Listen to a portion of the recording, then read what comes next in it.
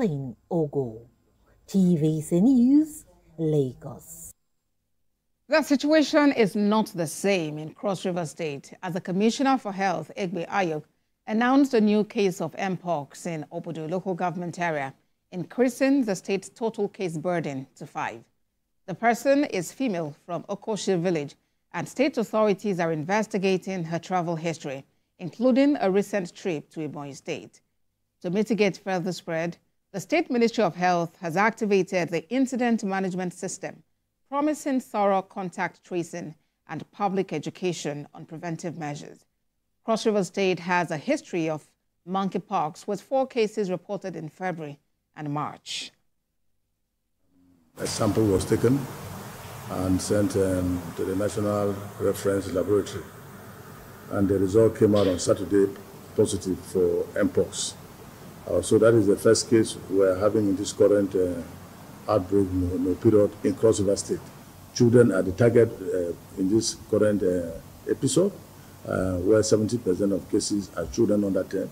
So crowded, schools, environment are very important areas to implement prevention measures. This current outbreak of Mpox, we received the result on Saturday, this last Saturday, 24th of August.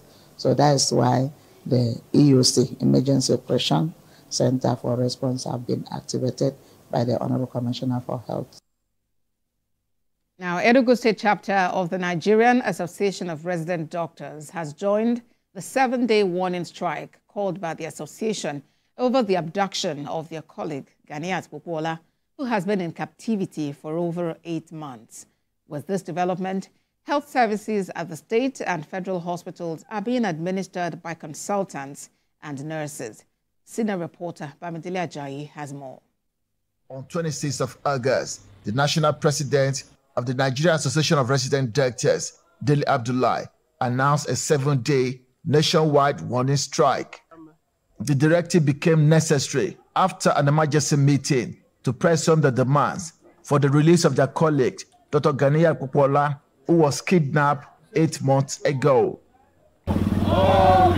In compliance with the directive, Enugu State University of Science and Technology, Teaching Hospital Park Lane, NAD members are here on a peaceful protest.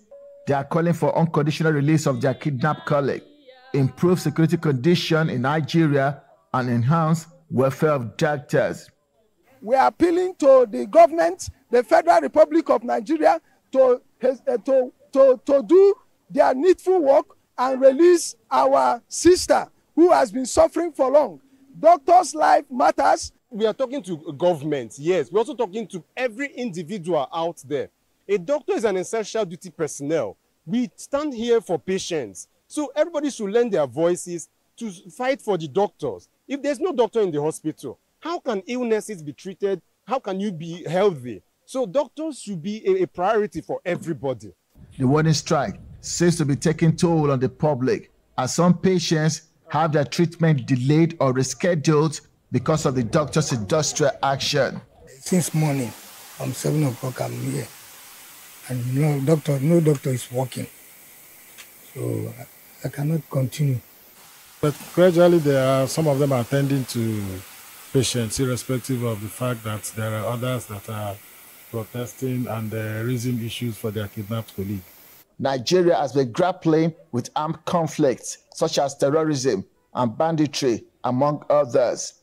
The Safeguarding Health in Conflict Coalition Initiative identified 19 incidents of violence against health workers in Nigeria in 2023. It also identified 43 centers in 2022, compared to 56 in 2021, in which 37 health workers were kidnapped, 7 others were killed, and health supplies were looted from pharmacies and health centers. Bamidele Ajayi, TVC News, Enugu. Away from that, President Bola Tinubu will travel to the People's Republic of China on a state visit in the first week of September. During his trip to Beijing, the president will engage in a series of meetings and activities with immediate and future benefit to the Nigerian economy and the Nigerian people. The special advisor to the president on media and publicity, Ajurin Gelale, says the president will conduct site visits to 2 major Chinese corporations, Huawei Technologies, as well as the China Rail Construction Corporation.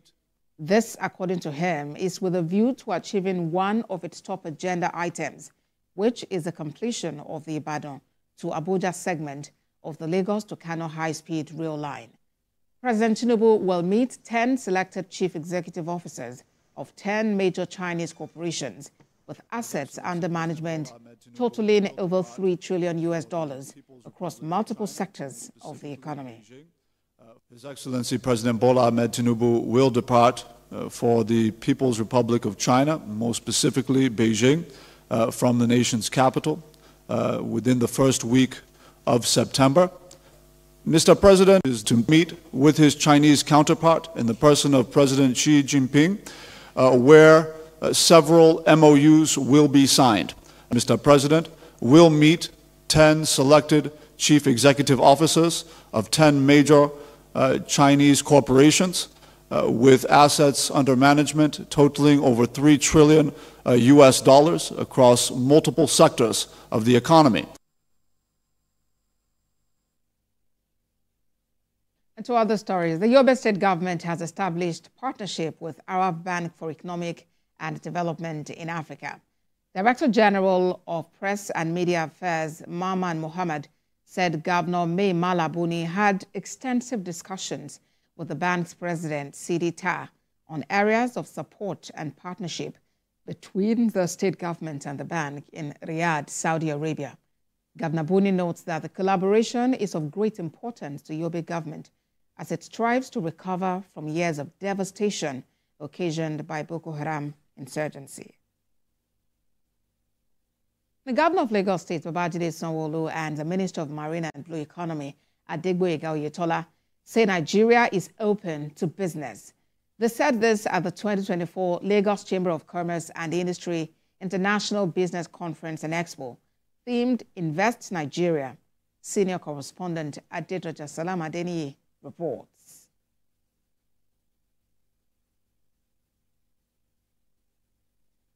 Island is the venue for this year's International Youth Day in Lagos. This parade by uniformed voluntary organizations marked the end of the week-long event.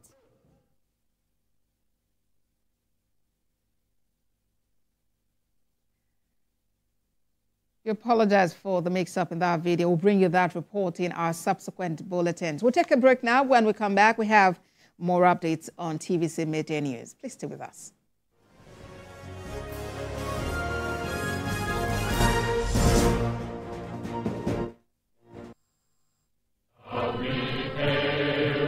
The National Inland Waterways Authority, NIWA, wishes to remind the general public, especially users of inland waterways and inhabitants of riverbanks across the country, of the need to be cautious and adhere to all safety rules as we approach high tidal periods. It is mandatory to put on a life jacket properly before entering a boat or any other watercraft. Avoid loading passengers and goods beyond the approved limits on inland waters. Desist from traveling on the inland waterways outside the approved periods. Refrain from drinking alcohol before and during boat rides. Avoid overspeed at all times. Also, it is illegal for any unlicensed person to operate within the inland waterways. The Inland Waterways Transportation Code 2023 has been gazetted and it shall be strictly enforced. Signed, Management. NIWA, providing ways and means on Nigerian waters.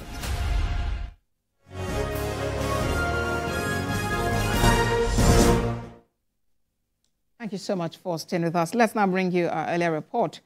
The Governor of Lagos State, Babajide Sanwo-Olu, and the Minister of Marine and Blue Economy, Adegboyega Oyetola, have said Nigeria is open to business.